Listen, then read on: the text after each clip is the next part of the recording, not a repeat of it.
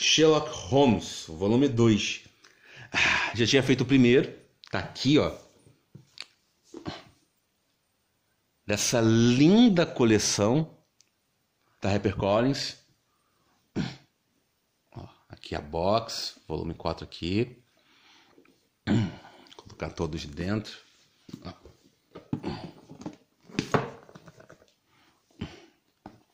Aí vocês enxergam melhor. E o que acontece?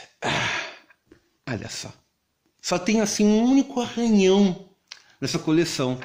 Que sobre o autor, o texto no final aqui do livro, todos eles repetem a mesma coisa. Podia contar uma coisa diferente, né? Um detalhe, mas de uma forma que não punisse quem lesse um volume separado. Tá? O mérito também são os revisores, são 6. Isso acaba evitando o efeito do olho viciado, né? No mínimo tem que ter 2 revisores para evitar isso. Porque um só, você lê o seu texto e passa aquele erro.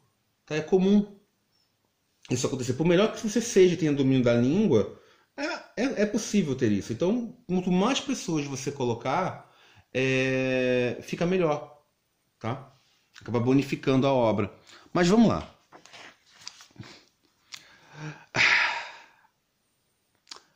Spoiler. Por mais de um século, detalhe.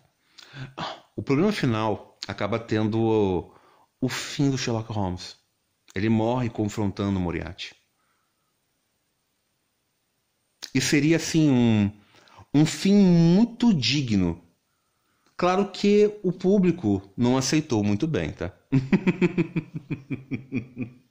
O Arthur Conan Doyle, anos depois, ele foi forçado a voltar com o Sherlock Holmes.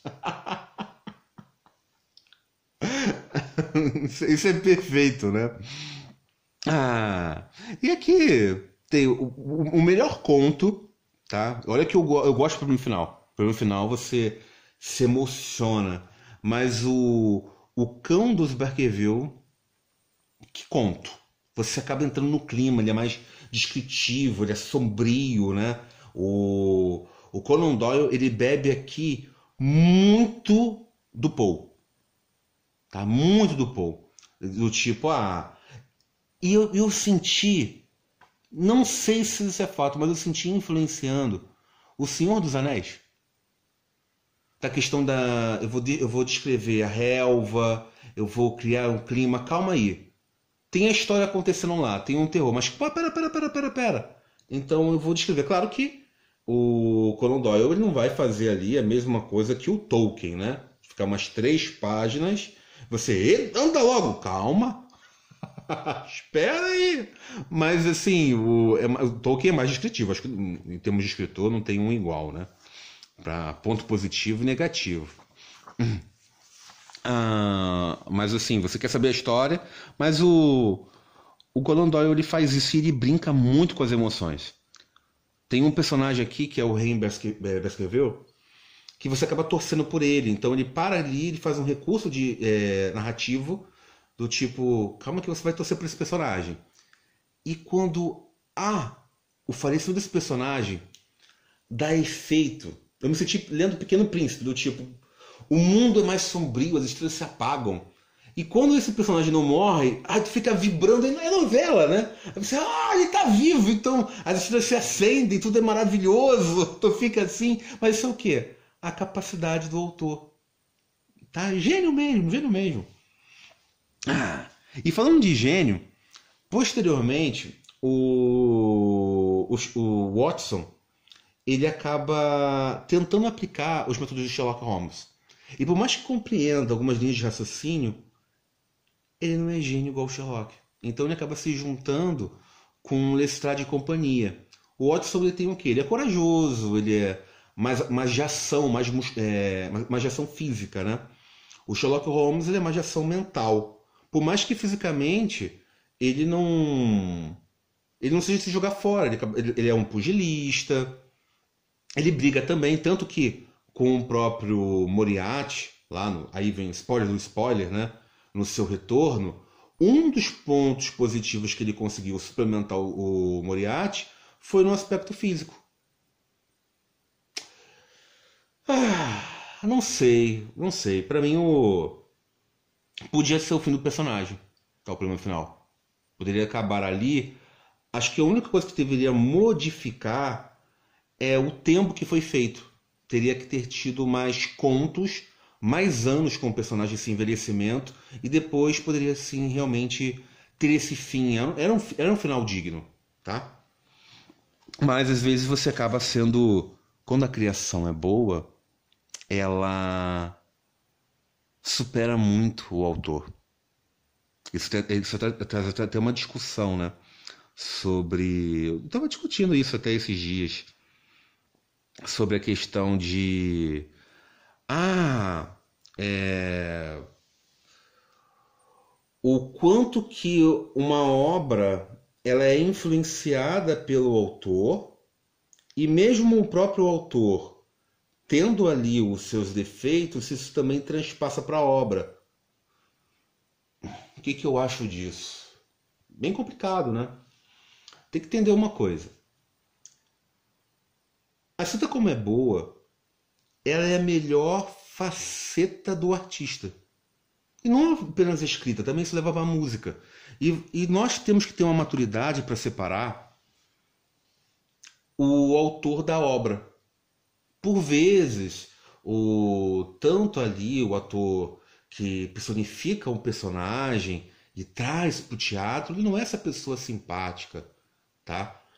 Ele não é o comediante que você vê esse personagem, então logo ele deve ser uma boa pessoa. E por vezes é. Às vezes a pessoa é tão encantadora que faz, mas você vai dizer, um com o outro, então tem que ter a mesma coisa. E você vai levando isso para outros prismas.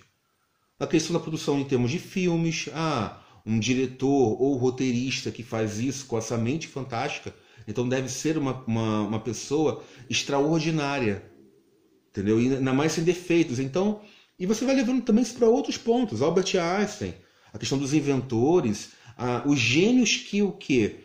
Contribuíram para a humanidade. Que essa é a definição de gênio, né? Então, quando você leva também isso para os escritores, que vão colocando esses pensamentos, e você tem, tal escritor, ele era racista.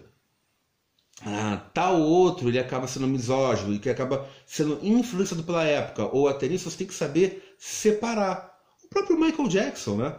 Com seus problemas não ali confirmados, mas tudo como indícios, que era pedófilo realmente. Então, mas isso não significa que ele não era gênio musical. As duas coisas assim vêm junto. Então você fala, nossa, ele era capaz disso, não aceito isso dessa forma. Não, mas tem que ver, né? Mas a melhor parte dele como humano era justamente a Rowling. Ela está sofrendo muito sobre isso, né? Ela tem um pensamento retrógrado, mas ao mesmo tempo o Harry Potter, a sua criação, ela é amada pelo mundo. Tem alguns que não vão gostar, né? Mas a grande maioria acaba sendo influenciada. Então, nós, como vemos isso, temos que ter uma negociação do tipo, saber realmente separar, né? A obra do artista. Se tal compõe uma música, é possível sim que tal pessoa não consiga colocar todo o seu pensamento. É claro que acaba influenciando. Uma pessoa retrógrada pode, na verdade, nem vai influenciar. Pode influenciar. Então, como eu disse, a criação ela acaba sendo a melhor parte e, por vezes, como é bem feita, sobrepondo o seu próprio criador. E o Sherlock Holmes ele é muito maior do que o Arthur Conan Doyle. Tá? Então, mas vamos lá. Para eu ler alguma coisa, estamos 9 minutos. Acho que tem que ser o problema final, né? Acaba sendo emblemático aqui, eu falei. Todos eles são bons, ó. O Silver Blaze, o Rosto Amarelo, que é sobre um casal e uma filhinha dali. O Corretor. O Ritual Musgrave e o Gloria Scott são os primeiros contos do Sherlock Holmes. O Aleijado, entendeu? Que também acaba sendo emocionante, porque... E até eu tive que pesquisar uma coisa aqui sobre a Bíblia, que tem que cita o Davi. Aí eu falei, Davi? Eu falei, gente, Davi e Golias? Não, é rei Davi. Aí eu falei, mas o que tem a ver? Aí lá em Samuel, ele vai citando, né, o texto. Eu falei, pelo que passou, por trair a esposa. Faz sentido. Faz sentido. Aí o paciente interno, o intérprete grego, o paciente interno aqui, o Sherlock Holmes acaba desvendando os pensamentos do Watson, né? Aí o intérprete grego, que não tem final feliz. Tá, um desses contos aqui, os finais não são ideais, tá? Mas mostra que cada caso acaba sendo diferenciado. Mais um ponto da genialidade do Conan Doyle, tá? Mas o melhor acaba sendo o Cão dos Baskerville e depois o problema final, tá? Por mais que o problema final seria mais assim emblemático se terminasse aqui, né? Então, vamos lá.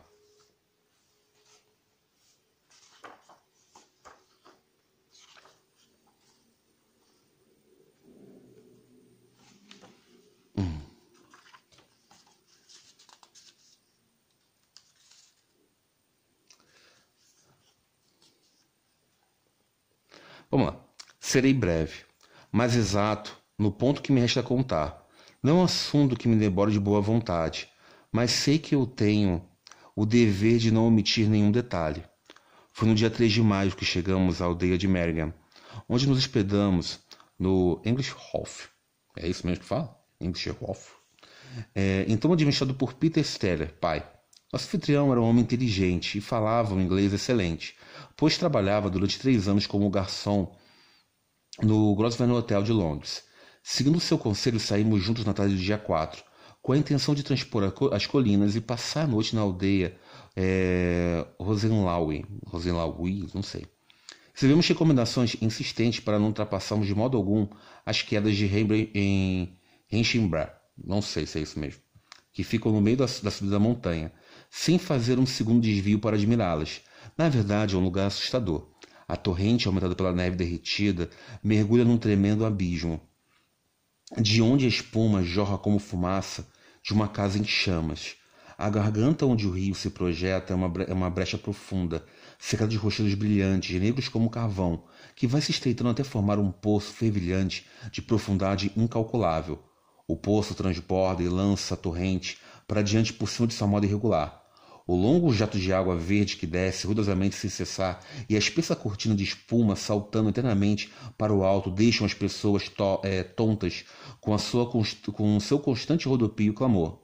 De pé junto à borda, observamos as cintilações da água caindo lá embaixo, sobre as pedras negras, e ouvimos o grito meio humano que subia do abismo juntamente com a espuma.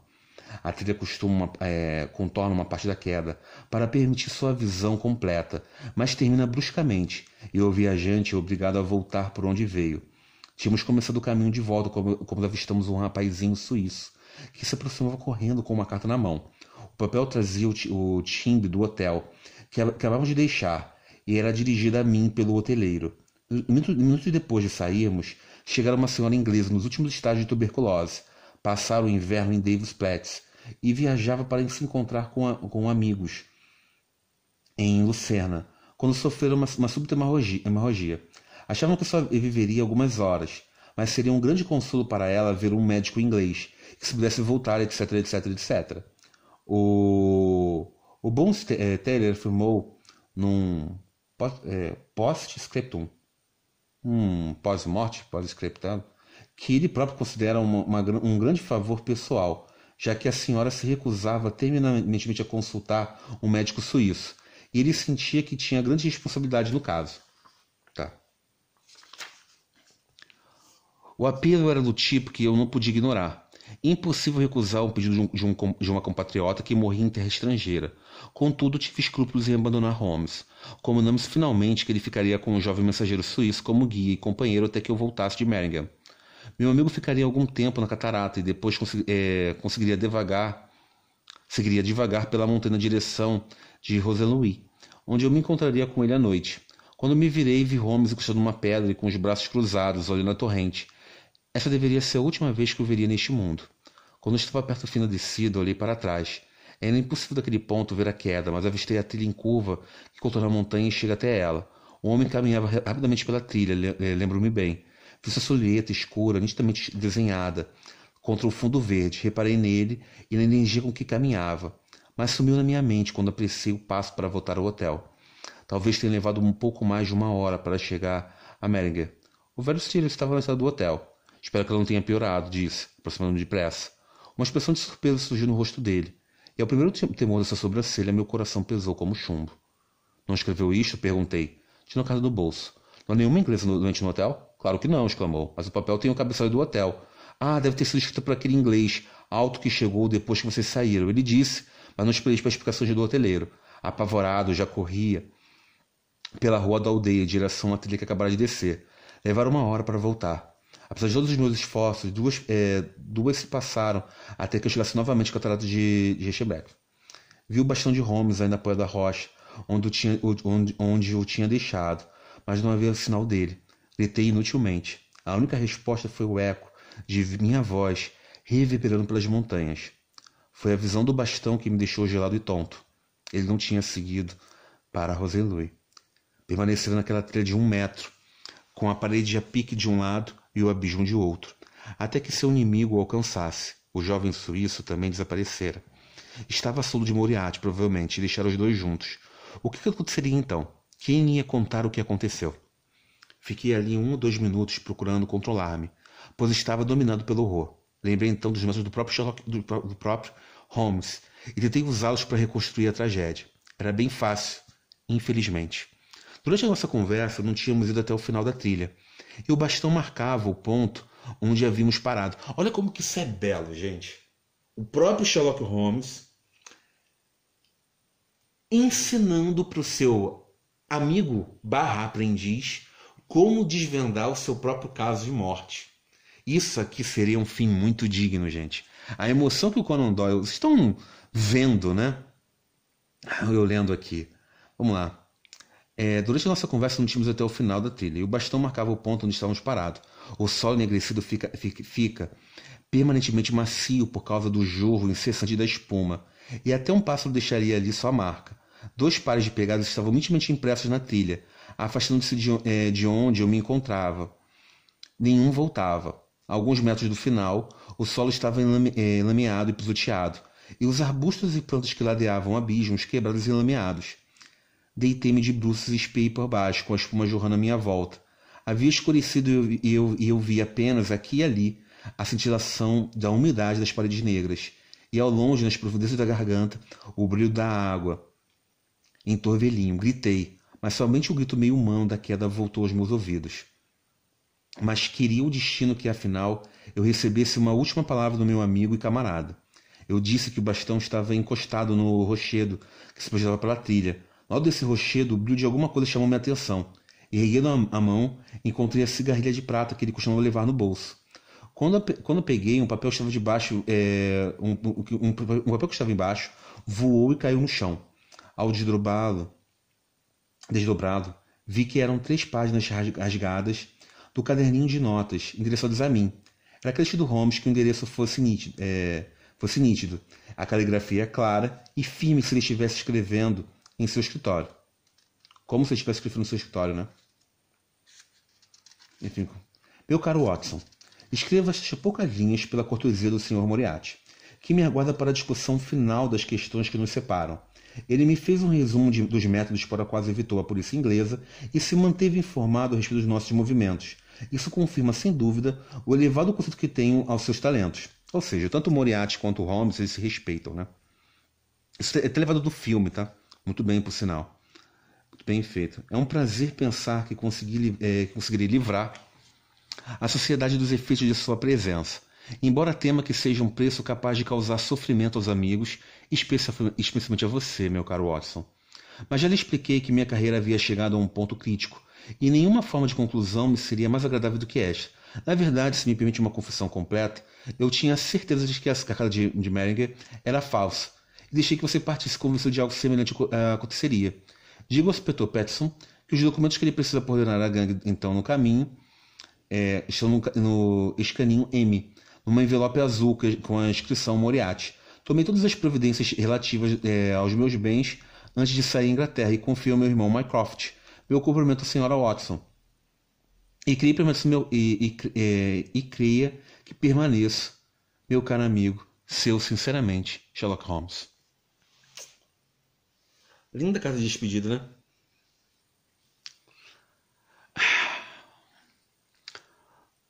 Poucas palavras são suficientes para contar o que falta. Uma investigação realizada por especialistas deixou poucas dúvidas de que uma luta pessoal entre os dois terminou, como não poderia de ser em tal situação na queda de ambos, atracados um ao outro no abismo. Qualquer tentativa de recuperar os corpos seria totalmente inútil, e ali nas profundezas daquele medonho caldeirão de água rodopiante e espuma ficarão sepultados para sempre, o mais perigoso criminoso e o maior defensor da justiça de toda uma geração. O rapaz suíço nunca mais foi encontrado, e não há dúvida que se tratava de numerosos agentes empregados por Moriarty. Quanto à gangue, o público ainda deve recordar das provas acumuladas por Holmes. Desbarataram completamente a organização. A mão do morto pesou sobre cada um deles. Do seu terrível chefe, poucos detalhes vieram à tona durante o processo. E se foi obrigado a fazer uma exposição de sua carreira, foi devido aos defensores insensatos que tentaram limpar a sua memória, atacando aquele que considerei para sempre o melhor e mais sábio dos homens. Que fim, né, gente? Falando em fim, acho que podemos terminar por aqui, né? Então até o próximo vídeo, pessoal. E obrigado por assistir. Eu fui!